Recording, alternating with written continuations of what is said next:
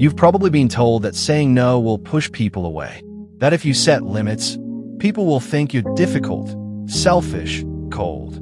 But here's the uncomfortable truth no one tells you. The relationships that fall apart because of boundaries were already breaking under the weight of silent resentment.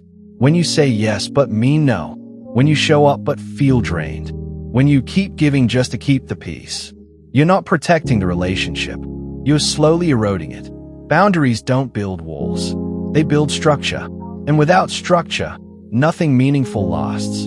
Part 1. The hidden cost of infinite access. We live in an always available culture, always replying, helping, adjusting, understanding. It sounds kind, but emotionally, it's expensive.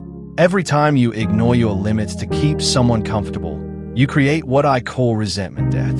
You might not feel it immediately, but it accumulates quietly. One day it shows up as irritation, distance, emotional numbness, or sudden withdrawal. You didn't stop caring.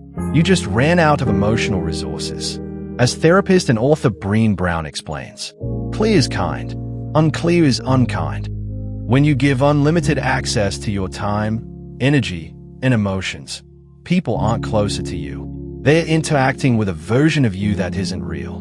And intimacy cannot grow where authenticity is missing. Part 2. The architecture of true intimacy. Most people think closeness means constant openness. But real closeness actually needs structure. Think of boundaries like the frame of a house. They don't separate people. They hold everything together. Without clear limits, relationships are full of guesswork. Are they okay with this? Did I cross a line? Why do they seem distant? Ambiguity creates anxiety, but clarity creates safety. When both people know where the lines are, you relax. They relax. The relationship breathes. Psychologist Henry Cloud, co-author of Boundaries, explains that boundaries define what you are responsible for and what you are not. And something powerful happens when you respect your limits. You stop giving out of pressure and start giving out of choice. That's where genuine connection begins. Part 3.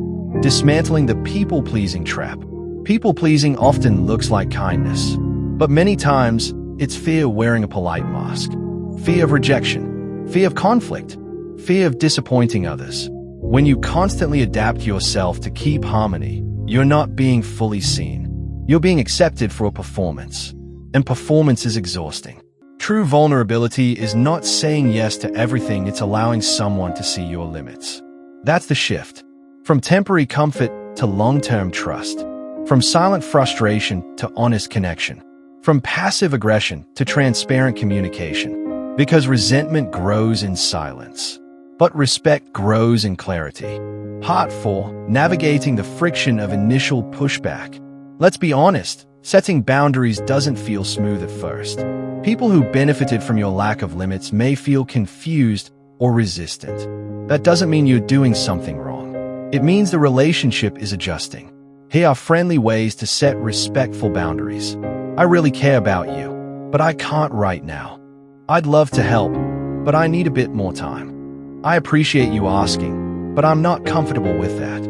I can't do this today, but let's try another time. Notice something important. Boundaries are not attacks. They are information. Healthy relationships adapt to clarity. Unhealthy ones resist it. And that resistance is information too. Part 5.